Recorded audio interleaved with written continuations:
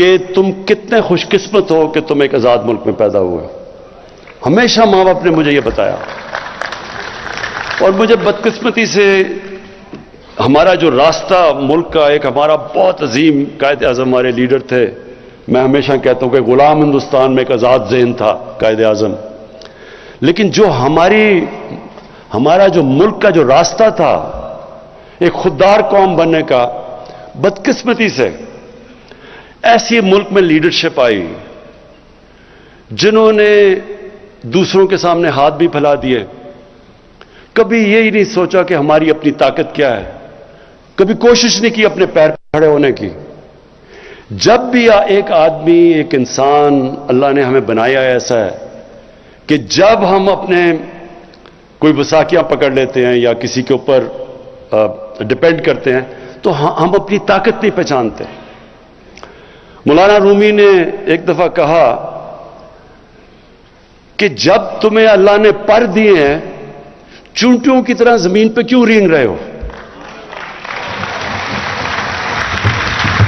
جب ہم اپنی طاقت ہی نہیں پہچانتے اور ہم لوگوں کے سامنے ہاتھ پھیلا دیتے ہیں، ہم اپنی عزت اور وقار کھو بیٹھتے ہیں. کبھی کوئی انسان کسی دوسرے انسان کی عزت نہیں کرتا جو دوسرے انسان کے سامنے ہاتھ پھیلاتا ہے. اور میں یہ 3 سالوں کے اندر جو سب سے مشکل مجھے چیز لگی وہ یہ کہ ہمارے ملک کے معاشی حالات اتنے برے تھے کہ مجھے دوسرے ملکوں کے سامنے ان کے پاس جا کے مانگنا پڑا، قرضے مانگنے پڑے. اور میں آپ کو یقین دلاتا ہوں یہ سب سے مشکل چیز ہے، کیونکہ جو مرضی آپ کر لیں، جی میرا دوست ہے، آپ دوست تو چھوڑیں، آپ اپنے ماں باپ سے بھی تیسری دفعہ پیسے مانگنے جائیں تو دیکھیں ماں باپ بھی تھوڑے بدل جاتے ہیں آپ کی طرف، آپ کے بھائی بہن بدل جاتے ہیں. یہ اللہ کے سامنے ہاتھ پھیلاؤ، اللہ خوش ہوتا ہے آپ سے. انسانوں کے سامنے ہاتھ پھیلاؤ، وہ آپ نیچے گر جاتے ہیں اس کے سامنے. اس لیے ہم نے یہ بڑا غلط راستہ یہ جو چنا، اس کی وجہ سے ہم نے کبھی کوشش ہی نہیں کی اپنا پوٹینشل کہ کتنا عظیم، کتنا بڑا تحفہ دیا اللہ نے. ہر قسم کی چیز ہے پاکستان میں.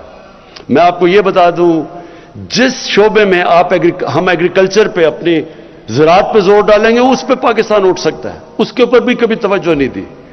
اس ملک میں جتنے منرلز دیے ہیں، جو معدنیات ہیں، اس کے اوپر بھی کبھی توجہ نہیں دی، کیونکہ صرف باہر ہاتھ پھیلائے ہوئے کہ ایڈ آتی رہے یا ہم امپورٹ کرتے رہیں. سوچا ہی نہیں کہ اس ملک میں کیا کیا ہے اللہ.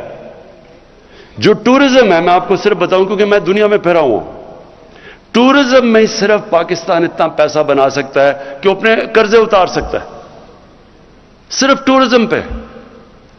کبھی کسی نے توجہ ہی نہیں دی کیونکہ چھٹیاں ان کی لندن میں تھی. کسی کو کیا پتا کہ یہاں پاکستان میں کیا پوٹینشل ہے. انڈسٹری کے اندر پاکستان کی انڈسٹری اٹھ رہی تھی، نیشنلائز کر کے ہم نے اپنی انڈسٹری ساری تباہ کر دی 70s میں. ہمارے بینکرز دنیا کے اندر، BCCI دنیا کے اندر 14-15 نمبر پہ بینک پہنچ گیا تھا. یہیں سے لوگ اٹھے ہوئے تھے، لیکن آہستہ آہستہ آہستہ آہستہ یہاں پہنچ گئے کہ آپ سوچیں کہ 22 کروڑ کا ملک ہے اور ہماری ایکسپورٹس دیکھ لیں. پچھلے 5 سال میں جو ان کے پچھلے والے نون لیگ کے 5 سال تھے، ایکسپورٹس بڑی نہیں، جو 5 سال پہلے تھی ان کے وہ اینڈ تک اتنی ایکسپورٹس تھی. جب ملک ایکسپورٹ ہی نہیں کرے گا اس کے پاس آمدنی کدھر سے آئے گی؟ کیسے ملک آگے بڑھ سکتا ہے؟ اور اس ملک میں کوشش ہی نہیں کی گئی انڈسٹریلائز کرنے کی. ڈی انڈسٹریل، ابھی جو آپ نے پیچھے دیکھا ہوگا کہ فیصل آباد میں لوگوں نے اپنی ٹیکسٹائل ملز کو چینج کر کے ہاؤسنگ سوسائٹی بنانی شروع کر دی. ہماری ٹیکسٹائل انڈسٹری جو مین تھی وہ نیچے چلی گئی. تو اس وقت جو ہمارا ملک جس راستے پہ ہے، انشاءاللہ پہلی دفعہ ایکسپورٹس ہماری بڑھ رہی ہیں. ہمارا ریمیٹنسز جو ہمارا اوورسیز پاکستانی، یہ یاد رکھیں سب سے بڑا اثاثہ بیٹھا ہوا ہے. ابھی تو ہم نے ان کو پوری طرح ملک میں ماحول ہی نہیں پیدا کیا کہ وہ یہاں کے انویسٹمنٹ کریں، لیکن وہ ماحول پیدا ہو رہا ہے. ایز آف ڈوئنگ بزنس میں 28 پلیس پاکستان اوپر چلا گیا ہے، یعنی آسانیاں پیدا کر رہے ہیں ہم باہر انویسٹرز کے لیے. تو انشاءاللہ، اور بزنس کانفیڈنس ابھی صرف جو اوورسیز پاکستانی چیمبر نے جو سروے کیا ہے، پاکستان میں تقریباً 100%، 108% ایک سال کے اندر بزنس کانفیڈنس اوپر گیا ہے، کہ یعنی کہ پاکستان کے حالات بزنس کے لیے بہتر ہو گئے۔ تو میں آپ بات کرنا چاہتا ہوں، دیکھیں اس ملک کو ہم نے اپنے پیر پہ کھڑا کرنا ہے۔ ہم نے جو فیصلہ کیا، جب ہم نے کہا کہ ہم کوئی اپنے ملک کو استعمال آگے سے نہیں ہونے دیں گے، پہلے ہم نے امریکہ کے ساتھ شامل ہوئے، ہم ان کے فرنٹ لائن سٹیٹ بنے، افغانستان میں جہاد لڑی، پیسے انہوں نے دیے، جہادی ہم نے ٹرین کیے۔ جیسی روسی وہاں سے سوویت یونین چھوڑ کے گئی افغانستان، وہ بھی چلے گئے امریکی، اور ہمارے اوپر سینکشنز لگا دی۔ اس کے بعد 9/11 آیا، ان کو پھر ہماری ضرورت پڑ گئی، افغانستان میں انہوں نے جنگ لڑنی تھی، انہوں نے پھر پاکستان کو کہا کہ جی ہماری تمہیں ضرورت ہے۔ میری طرح کے لوگوں نے کہا کہ ہمیں اس جنگ میں شرکت نہیں کرنی چاہیے، یہ ہماری جنگ نہیں ہے۔ ہمیں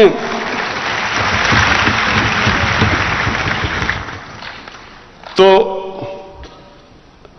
جارج بش نے یہ نومبر 2001 میں اس نے کہا، جب اسے ضرورت تھی ہماری، کہ اس باری ہم پاکستان کو نہیں بھولیں گے، ہم ابینڈن نہیں کریں گے اس باری پاکستان کو۔ لو جی امریکہ کی جنگ میں شامل ہو گئے، کہا جی ہماری جنگ ہے، پیسے ان سے لے رہے ہیں، جنگ ہماری ہے، ہم ان کی مدد کر رہے ہیں اور وہی بمباری کر رہے ہیں ہمارے پہ۔ 480 ڈرون اٹیکس کیے ہیں پاکستان کے اوپر۔ کبھی دنیا کی تاریخ میں یہ نہیں ہوا کہ ایک ملک کو اپنے ہی اعلائے بمباری کر رہا ہے، یہ کبھی دنیا میں نہیں ہوا۔ وہ لوگ جو بیچارے مرتے تھے ڈرون اٹیکس میں، وہ سارے بدلہ لیتے تھے پاکستان سے، ہماری فوج سے۔ ہمارے ادھر فوجی بھی شہید ہو رہے ہیں، ہمارے بم دھماکے ہو رہے ہیں۔ 70 سے 80 ہزار لوگوں کی ہم قربانی دے گی کسی اور کی جنگ لڑ کے، اور اس کے بعد وہی ہمیں کہنا شروع ہو گیا کہ نہیں جی آپ کی وجہ سے ہم افغانستان میں کامیاب نہیں ہوئے۔ تو اس سے ہمیں کیا سبق ملتا ہے؟ کبھی ہم نے اپنے آپ کو کسی سے استعمال ہونے نہیں دینا،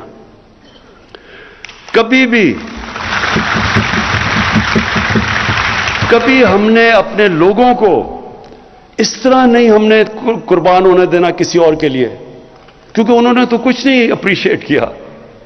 لوگ ہمارے مرے، تباہی ہماری ہوئی، ڈالر ہمارا، اکانومی ہماری تباہ ہوئی، قبائلی علاقے کے جو آدھے لوگوں نے نقل مکانی کی، قبائلی علاقے اجڑ گئے، کیا ملا اس سے؟ اور وہ اس لیے کہ ہمیں غلط عادتیں پڑی ہوئی ہیں۔ ہمیں جی ایڈ مل جائے گی، چلو جی مدد کر دو کسی کی۔ تو اس لیے یہ جو خودداری ہے، دیکھیں ایک انسان، ایک قوم کھڑی تب ہوتی ہے، رسپیکٹ ہی دنیا میں تب ہوتی ہے جب وہ خوددار ہو۔ تو ہماری فورن پالیسی اب ایسی ہے کہ ہم نے کسی کے ساتھ ہم نے امن میں شرکت کریں گے، کسی کی جنگ میں ہم نے شرکت نہیں کرنی۔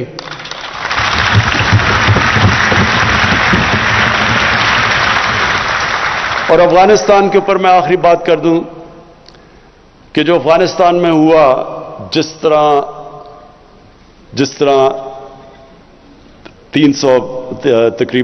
3 لاکھ افغان فوج لڑی نہیں۔ کئی لوگ کہتے ہیں جی دیکھیں بڑے بزدل ہیں وہ لڑے نہیں۔ یہ ذہن میں ڈالنے کہ افغان قوم دلیر قوم ہے، نہ ڈر قوم ہے، لڑنے والی قوم ہے۔ اگر وہ نہ ہوتی تو 10 لاکھ افغانیوں نے شہادت دی تھی روسیوں کے خلاف۔ کوئی قوم اس طرح نہیں لڑی جس طرح انہوں نے اپنی آزادی کے لیے لڑا ہے۔ تو سوچنے والی بات یہ ہے کہ کیوں یہ قوم نہیں لڑی، کیوں ان کی فوج نہیں لڑی؟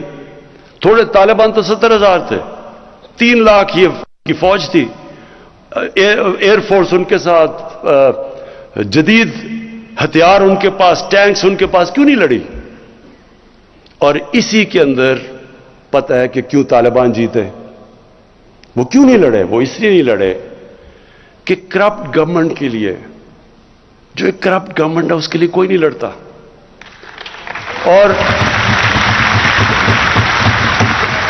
اور دوسری چیز، افغانیوں کی ایک سائیکی ہے، وہ ہمیشہ جو باہر سے آتا ہے، جو ان کے اوپر فتح کرنے کی کوشش کرتا ہے، وہ قوم ان کے اگینسٹ کھڑی ہو جاتی ہے، وہ اپنی آزادی کے لیے لڑتے ہیں.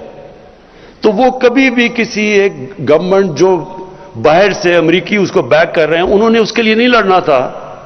جس طرح سوویت یونین، انہوں نے جب پوری کوشش کی افغانستان پہ قبضہ کرنے کے لیے، وہ فیل ہو گئے، اس لیے کہ وہ لوگ آزادی چاہتے ہیں.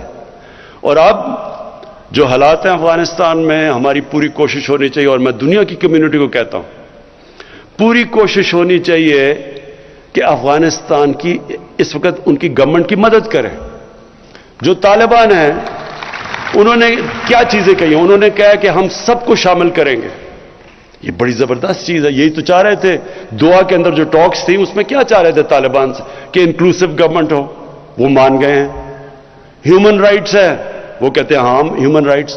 ایمنسٹی، انہوں نے سب کو معاف کر دیا ہے. اور انہوں نے کہا کہ ہم اپنی زمین استعمال نہیں ہونے دیں گے دہشت گردی کے لیے. یہ دنیا چاہتی تھی. تو جب انہوں نے یہ کہہ دیا ہے، تو یہ کیا مطلب کہ نہیں جی وہ آگے پتہ نہیں اپنی زبان پہ کھڑے ہوں گے یا نہیں ہوں گے؟ بھئی جب نہیں ہوں گے تب دیکھیں. ابھی کیوں شروع ہو گئے ہیں؟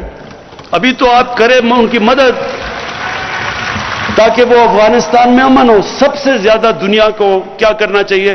پوری کوشش کرنی چاہیے کہ افغانستان میں امن ہو. 40 سال سے وہاں انتشار ہے. ان کے لوگوں نے کتنی مشکلوں کا سامنا کیا ہے. اب وقت آ گیا کہ دنیا مدد کرے امن لانے کے لیے وہاں.